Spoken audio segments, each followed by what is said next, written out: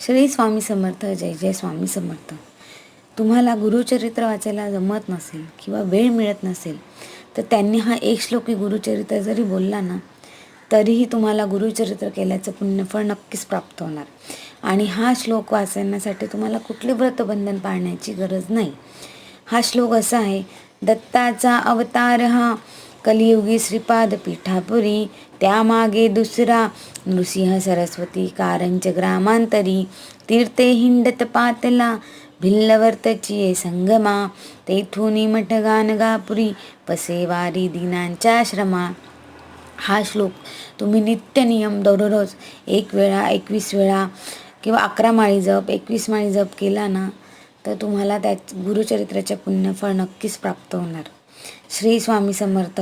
Jai Jai Swami Samarth. Shri Swami Samarth. Jai Jai Swami Samarth.